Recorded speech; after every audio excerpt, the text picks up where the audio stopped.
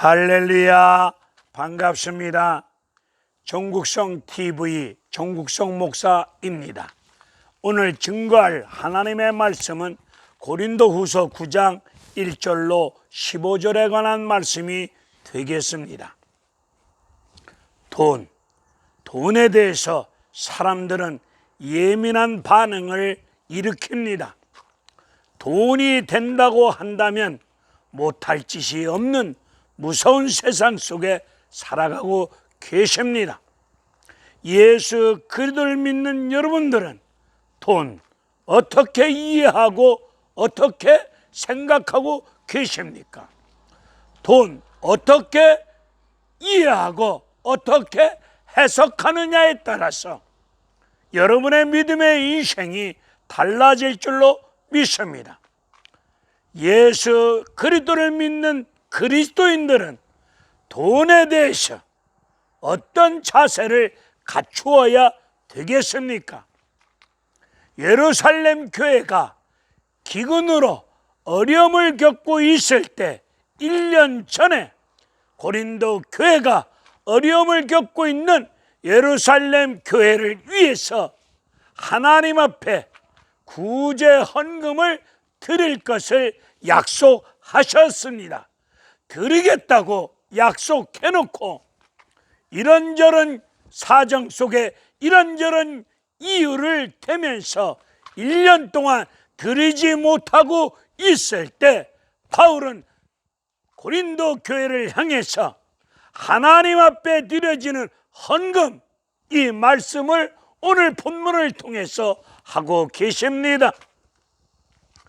오늘 3절을 보게 되면은 고린도 교회에 헌금을 예루살렘 교회에 심부름을 할 디도와 다른 두 사람을 고린도 교회에 보낼 테니 이 헌금을 심부름할 디도가 고린도 교회에 도착하기 전에 하나님 앞에 드린다고 약속한 헌금을 기도하는 가운데 반드시 준비하였다가 드릴 것을 말씀하고 있습니다.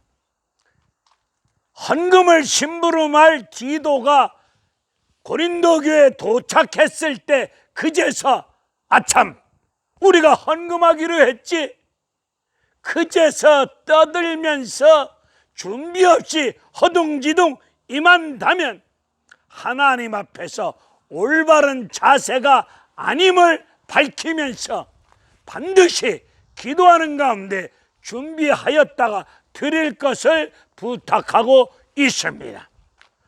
하나님 앞에 드려지는 바른 헌금이란 반드시 기도하셔야 되고 그리고 준비하셔야 됩니다. 기도 없이 준비 없이 즉흥적으로 그때그때 기분 따라 계획 없이 임한다면 이것은 바른 헌금이 아닙니다. 오늘 9장 5절을 보게 되면 준비하였다가 드려지는 헌금이 참 연보임을 말씀하고 계십니다. 준비 없이 드려지는 헌금은 억지 헌금이라고 또한 말씀하고 계십니다. 참 연보라는 말씀을 뒤집어서 말씀을 드린다면 가짜 헌금도 있다는 이야기가 아니겠습니까? 가짜 헌금이란 드리는 자세, 드리는 마음, 드리는 동기가 잘못되어진 것을 가짜 헌금이라고 말씀드릴 수 있습니다. 하나님 앞에서 반드시 기도하시는 가운데 준비하셨다가 드려야 됩니다. 헌금을 드리는 문제를 놓고 항상 여러분들은 기도하셔야 됩니다. 다른 인생살이 어려운 문제를 하나님 앞에 도움을 잊기 위하여 문제를 놓고 간절히 기도하는데 드리는 헌금을 위해서 기도하지 않는 경우를 많이 보게 됩니다. 여러분들이 기도하는 가운데 준비해서 드려지는 헌금이 있어야 기도하였기에 교회가 그 헌금을 바르게 사용되어질 줄로 믿습니다. 오늘 준비 없이 드려지는 헌금이 억지로 드려지는 헌금이라고 말씀하고 있는데, 오늘 9장 5절에 나오는 억지라는 말씀 풋노트를 보게 되면은 탐욕으로 드려지는 헌금을 말하고 있습니다. 억지로 드리는 헌금이 왜 탐욕입니까? 출애굽기 16장을 보게 되면 하나님께서 광야 생활 중에 있는 하나님의 백성들에게 만나를 주십니다. 매일매일 주시고 안식일 전날만 이틀분을 주셨습니다. 매일매일 한 사람에게 족한 만나를 주셨습니다. 여기서 만나는 요한복음 6장 35절에서 하늘에서 내려온 생명의 떡이라고 말씀하고 계십니다. 광야길에서 만나를 주신 사건은 하나님께서 이스라엘 백성들에게 만나를 주심으로 말미암아 족한 하루 분량의 만나를 주심으로 말미암아 예수님 한 분으로 충분합니다. 이 훈련이 거기에 있습니다. 우리도 헌금을 하나님 앞에 드림으로 말미암아 내 쓸 것이 부족하고 내 쓸 것이 없을 수도 있습니다. 그러나 내 쓸 것이 부족하고 없지만은 하나님 한 분으로 나는 충분합니다. 예수님의 은혜로 충분합니다. 이런 신앙 고백이 헌금 드리는 행위 속에 있는 것입니다. 고린도후서 8장 2절로 3절을 보게 되면은 마게도냐 교인들은 많은 환난, 시련, 극심한 가난 속에서도 하나님 앞에 헌금을 기쁨으로 즐겁게 힘에 지나칠 정도로 자원하는 심령으로 하나님 앞에 감사함으로 헌금을 드렸습니다. 마게도냐 교인들 극심한 가난 속에 많은 환난 속에 있었지만 그들은 예수 그리스도의 은혜를 알았기에, 예수님 은혜 속에 있었기에 예수님 은혜 속에 충분합니다. 예수님 은혜로 족합니다. 이런 믿음의 자세가 있었기에 그들은 가난 속에서도 힘에 지나칠 정도로 기쁨으로 하나님 앞에 귀한 예물을 드렸음을 고린도 교인들에게, 마게도냐 교인들의 드리는 헌금 생활을 소개하면서 약속한 헌금을 드릴 것을 권면하고 있습니다. 오늘 9장 7절을 보게 되면 많이 내는 자를 하나님은 사랑한다고 말씀하지 아니하고 즐겨내는 자를 하나님이 사랑한다고 말씀하고 계십니다. 즐겨낸다는 말씀의 뜻이 뭡니까?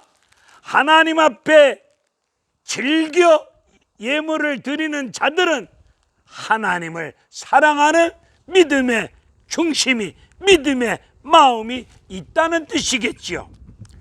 누가복음 19장 6절을 보게 되면은 삭개오는 예수님을 즐겁게 영접합니다.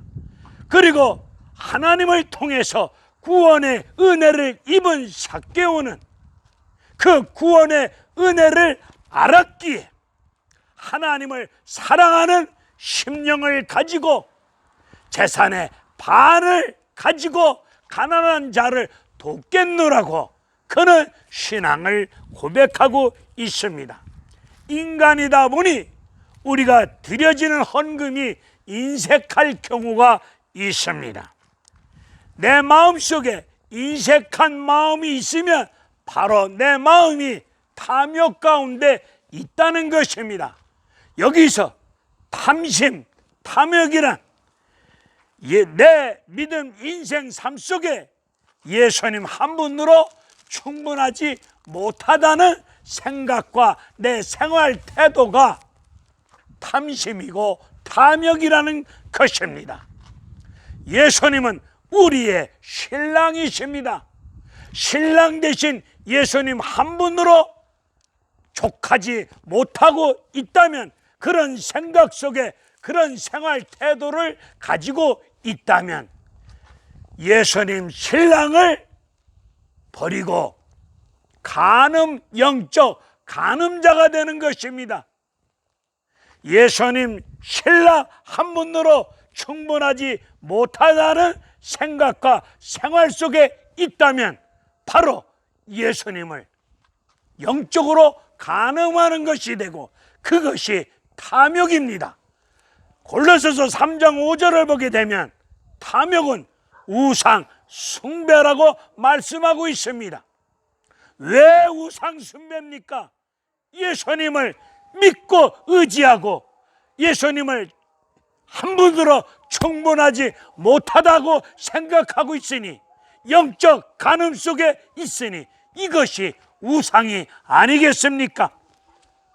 오늘 우리는 하나님 앞에서 헌금을 드릴 때 그 헌금 드리는 행위를 통해서 우리는 예수님 한 분으로 나는 족합니다. 헌금을 드리고 남으로 내 쓸 것이 부족하고 없으므로 불편한 생활이 있다 할지라도 예수님 한 분으로 나는 충분합니다. 예수님 은혜 속에 나는 족한 은혜 속에 생활하고 있습니다. 예수님 한 분으로 충분합니다. 이 훈련 속에 신앙 고백이 되는 것입니다. 헌금을 드림으로. 오늘 9장 6절을 보게 되면 적게 심은 자는 적게 거두고 많이 심는 자는 많이 거둔다. 여기서 적게 심는다는 뜻은 인색하다는 뜻이고, 많이 심는 자는, 여기 많이라고 하는 말씀을 풋노트를 보게 되면 복이라는 뜻입니다. 많이 심는 자는 복을 심는 것입니다. 여기서 말씀하는 복은 물질 얘기가 아닙니다. 출애굽기 16장 18절을 보게 되면 만나를 많이 거둔 자도 남는 것이 없고 적게 거둔 자도 부족함이 없었다고 합니다. 하루하루 내려진 만나로 충분하였습니다. 이것이 복이 아니겠습니까? 잠언 19장 17절을 보게 되면 가난한 자를 불쌍히 여기는 것은 여호와께서 꾸는 것을 말씀하고 있습니다. 우리 생활 주변에 가난한 자를 불쌍히 여길 때 하나님께서 나에게 꾸는 것이 됩니다. 하나님이 나에게 꾸셨다면 반드시 갚아 주시지 않겠습니까? 우리는 여기 오늘 본문을 보게 되면 헌금 드리는 것을 심는다는 말씀을 하고 있습니다. 심는다는 것은 농부가 씨를 심는 표현 아니겠습니까?